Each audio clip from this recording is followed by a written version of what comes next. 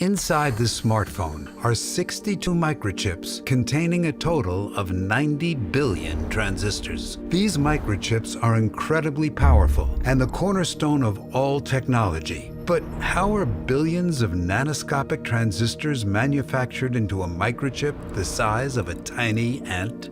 Well, all these microchips were manufactured in a semiconductor fabrication plant like this one. Inside it is a clean room, which spans the area of 8 football fields and is filled with hundreds of machines, ranging in size from that of a van to that of a city bus, and costing anywhere between a few million and $170 million. Within this microchip factory, silicon wafers travel from machine to machine and undergo around 1,000 processes over a 3-month period. And by the end of production, each silicon wafer will be covered in hundreds of CPU chips, each containing 26 billion transistors. When we zoom in, we can see the nanoscopic transistors at the bottom and over a dozen layers of wires above. This integrated circuit is then cut out from the wafer, tested, and packaged so that it can be installed into your desktop computer. In this video, we're going to explore the entire microchip manufacturing process and show you how billions of nanoscopic transistors and an impossibly complex 3D maze of wires are manufactured in one of the world's most technologically advanced microchip factories. It's an incredibly complicated process, so stick around and let's jump right in.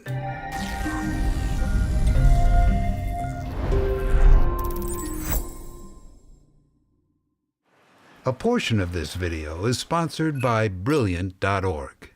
There are 2 sides to understanding how microchip manufacturing works. The first is the sequence of steps and processes needed to build the nanoscopic transistors and the labyrinth of wires. Whereas the second is how the semiconductor fab and multi-million-dollar equipment of the clean room floor work. And we'll be flipping between these 2 sides to get a complete picture.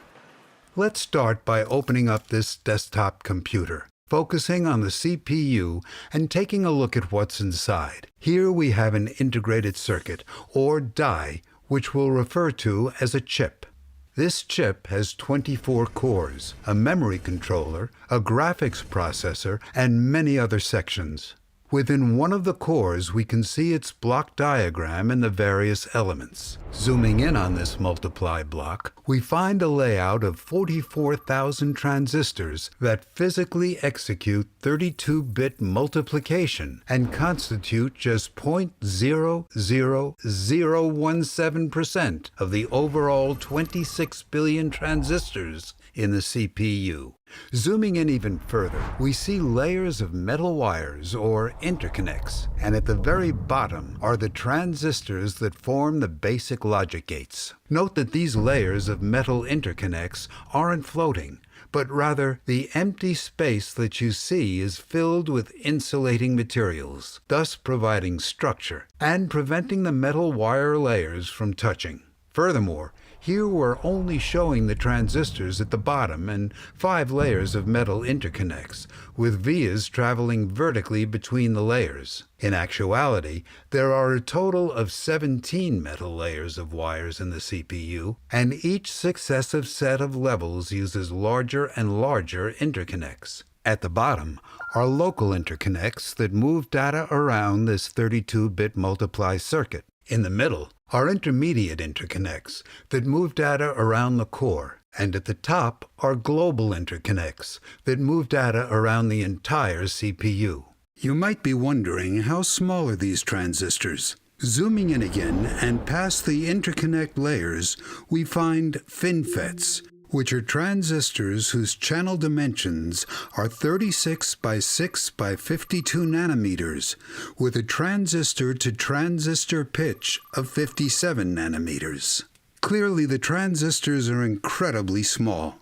Here's a mitochondria, a dust particle, and a human hair for size comparisons. Now that you have a sense of what the transistors and labyrinth of metal interconnects look like, let's explore how they're manufactured. We'll begin with an analogy.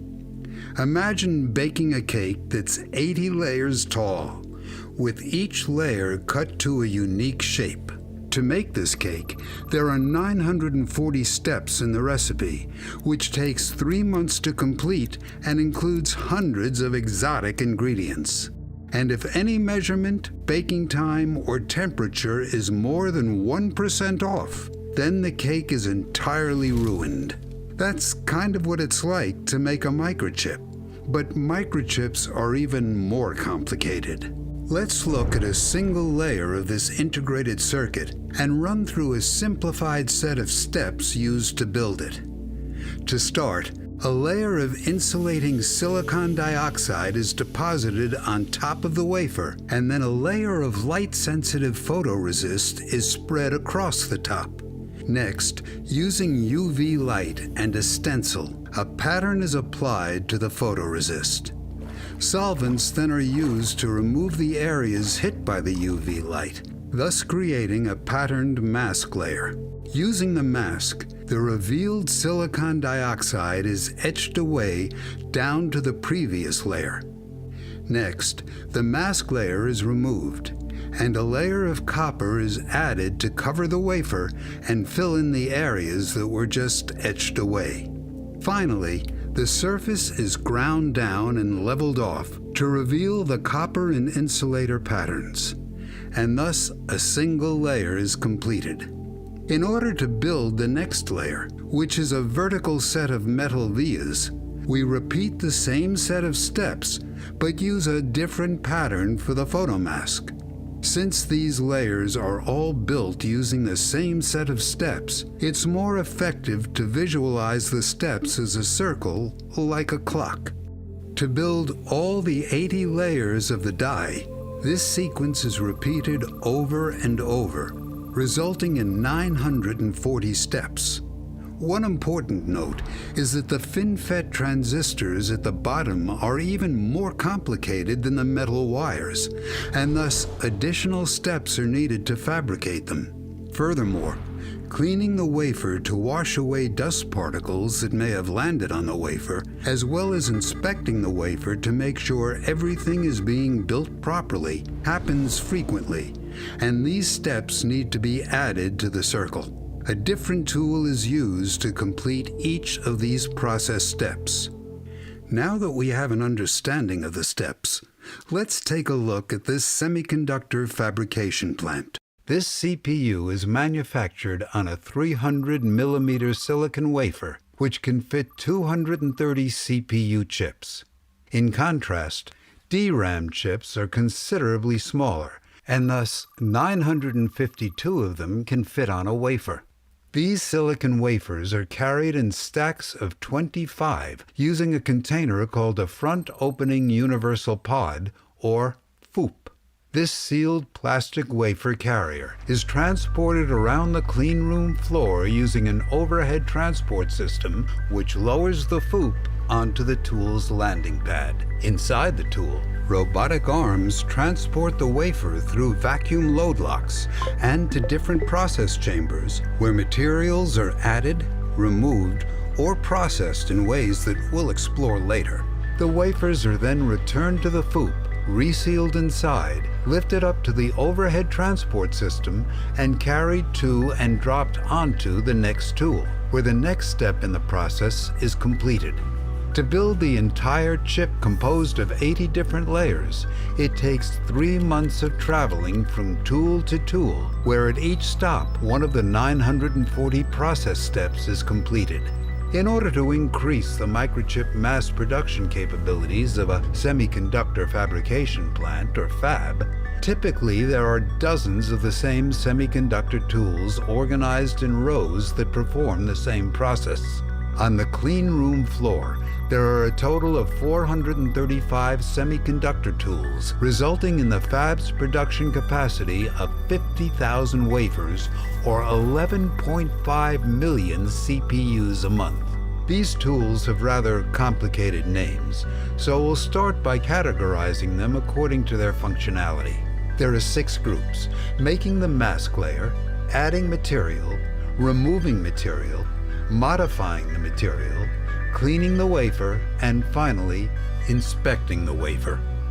We've color-coded the different functional groups to the various tools and process steps to help you not get lost.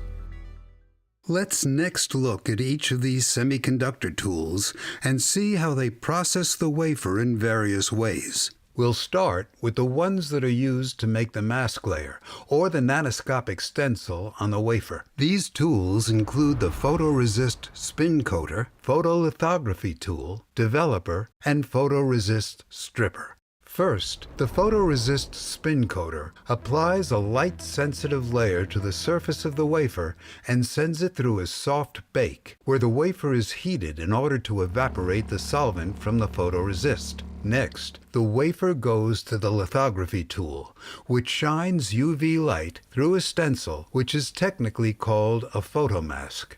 The light passes through the stencil and is then demagnified or shrunk down to produce a nanoscopic pattern on the wafer. Wherever the light from the stencil touches the wafer, the photoresist is weakened.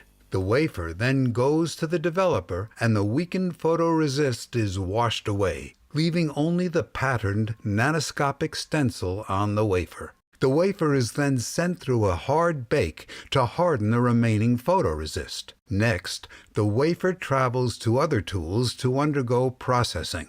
And once these processes are completed, the wafer goes to a photoresist stripper, which uses solvents to dissolve and remove the photoresist mask layer.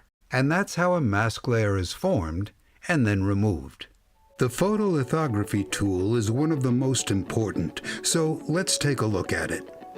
Inside is a UV light source, a set of lenses to focus the light, a photomask which contains the stencil or design of the layer to be patterned, and a wafer carrier. The photomask is 6 by 6 inches and, based on the dimensions of the CPU, can fit 2 copies of a single layer of the CPU design. The purpose of using a photomask with these crazy optics is because it's a reliable way to copy and paste a design for billions of nanoscopic transistors and wires onto 230 identical CPUs on a single wafer in a few minutes. After the light passes through the photomask, the UV light goes to more lenses in order to shrink down the pattern by a factor of 4 and print a single layer of the design onto the photoresist. The wafer carrier steps from position to position, printing the photomask image at each stop until all 230 chips are patterned. Let's clarify one detail. In our previous examples, we talked a lot about this CPU having 80 layers. Specifically, what we were referring to is the number of photomasks and mask layers used to create all the different layers of patterns on the wafer. Therefore, one complete CPU chip uses 80 different photomasks, each costing $300,000. With only one mask layer being patterned at a time, this CPU chip will undergo 80 separate visits to the lithography tool. We could spend another hour talking about photolithography, but let's move on to the next category of tools. Deposition tools are used to add or deposit material onto the wafer. A lot of times we use the mask layer from the photolithography step to add materials to the areas uncovered by the mask layer, kind of like spray painting through a stencil. Due to the wide range of elements and compounds used to create the layers, deposition tools have a wide range of variations with complicated names and acronyms for each variant. But essentially, there are 3 key groups of materials that are added or deposited onto the wafer. Metals such as copper or tantalum, insulators which are typically called oxides, and crystalline layers of silicon. Each group of different materials uses different physics and chemistry principles to deposit the material on the wafer. and therefore has a different technical name for the tool that deposits the material. Deposition tools typically have a central wafer handling chamber, with the various chambers attached to the edges, each one dedicated to adding just a single element or compound. The next category of machines do the opposite, which is to remove material. There are two key methods. The first is etching. Etchers use either corrosive chemicals or high-energy plasmas to react with and remove materials from the surface of the wafer. They're typically used with the mask layer stencil in order to remove the material exposed by the mask, thus creating a hole that can be later filled by a deposition tool. The second method to remove material is CMP, which is chemical mechanical planarization. CMP applies slurry and uses abrasive pads to grind and polish away the top surface of the wafer, making it perfectly flat.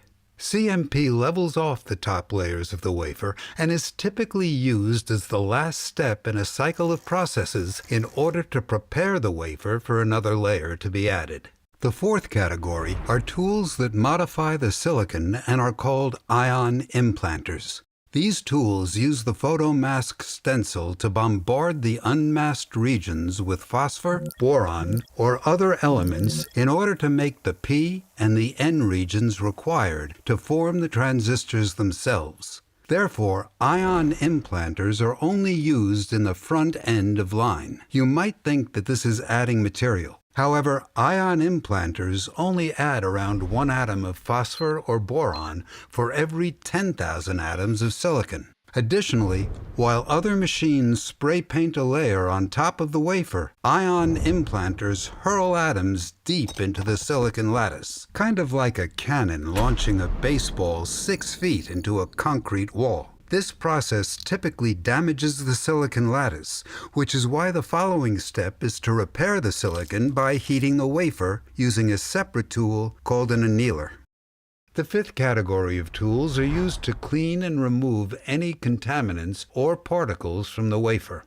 These wafer washers use ultra-pure water to clean the wafer and then dry it with nitrogen or hot isopropyl alcohol. Cleaning the wafer happens rather frequently in order to remove any stray particles that may have fallen onto the wafer. And finally, sixth are tools that inspect the transistors and metal layers for defects and are called metrology tools. A common metrology tool uses a scanning electron microscope with nanometer-level resolution to take pictures of the top surface of the wafer and determine if there are defects such as improperly patterned layers or particles on the surface. When fabricating an integrated circuit that takes 3 months to complete, it's important to repeatedly monitor the progress and make sure that each of the processes is being executed with nanometer-level precision. Now that we've covered each of the categories, here are the color-coded process steps along with the layout of the tools in the semiconductor fabrication plant. Let's run through the complete set of steps used to manufacture a single metal interconnect layer.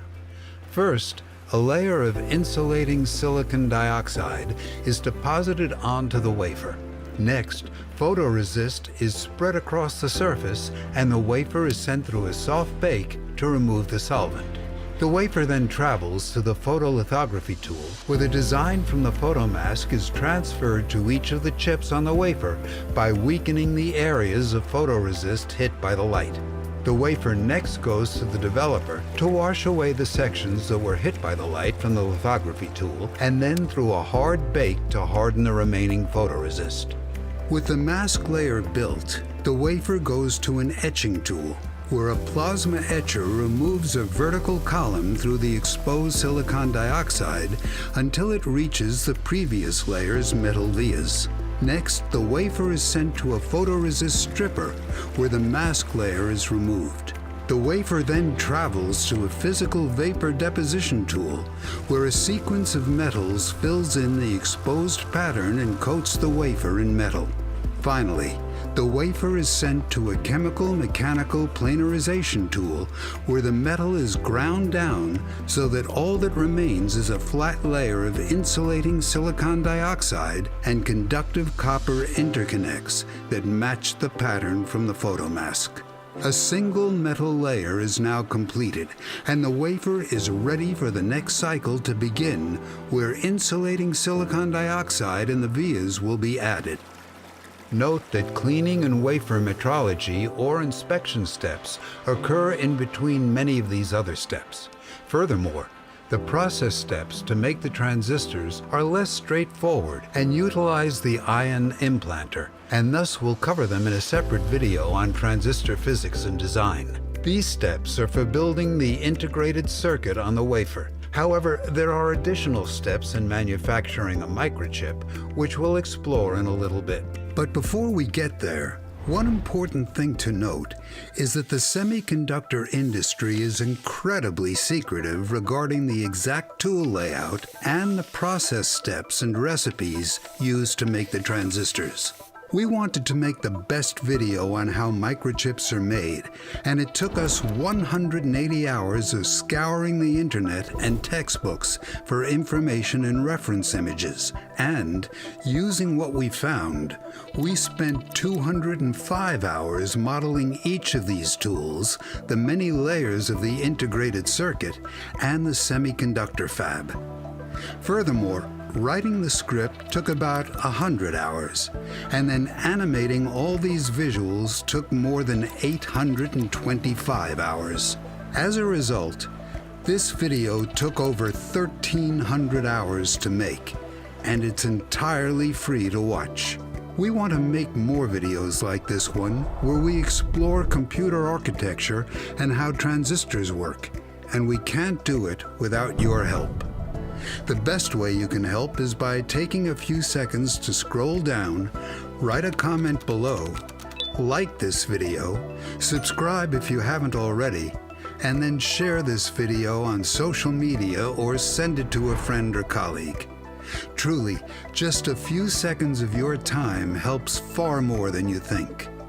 Additionally, we have a Patreon page where we'll be releasing behind-the-scenes footage of our work and updates for upcoming videos.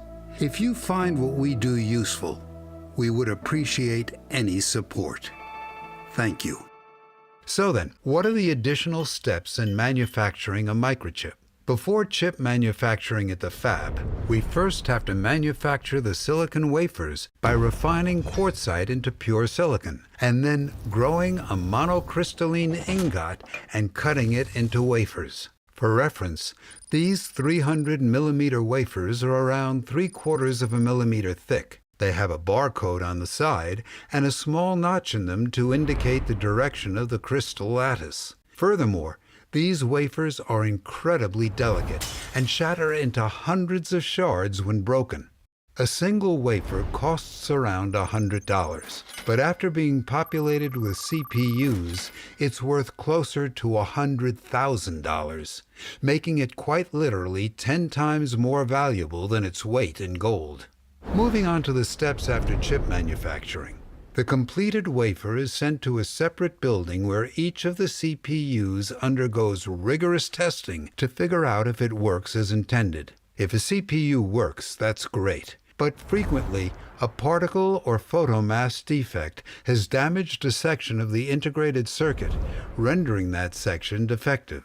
These semi-functional circuits are then categorized or binned based on what still works. These Intel 13th Gen processors are sold as an i9, i7, i5, or i3, depending on how many cores are functional with different product lines of CPUs whose onboard integrated graphics sections are defective. These wafers are transported to another building where the chips are cut out using a laser, flipped over, and placed on an interposer, which distributes the connection points to a printed circuit board, while a protective heat-conductive cover is placed on the back side. The printed circuit board holds the landing grid array that interfaces with the motherboard, as well as various electrical components. Next, an integrated heat spreader is mounted on top, and the entire assembly is tested one last time before being packaged for sale. Finally, the CPU is now ready to be mounted onto the motherboard and installed into your desktop computer. It's important to understand that chip manufacturing requires an incredible amount of science and engineering, and there's a free and easy way to learn the basic principles inside each of these complex tools. And that's with this video's sponsor, Brilliant.org. Brilliant reimagines how courses are taught. Instead of boring hour-long lectures or textbooks that put you to sleep, Brilliant uses fun and interactive modules inside thousands of lessons from basics to advanced topics, and new lessons are added every month. Whatever your skill level, Brilliant customizes its content to fit your needs and allows you to learn at your own pace. We use Brilliant daily. We're working on videos on how AI and ChatGPT works, and so each of our animators is progressing through their lessons on how large language models work. Because you're watching this video, you probably enjoy learning about how technology works, and fortunately for you, Brilliant just added a course on this very topic. In it, they have lessons such as how GPS works, how computer memory works, and how recommendation algorithms such as those used by YouTube work.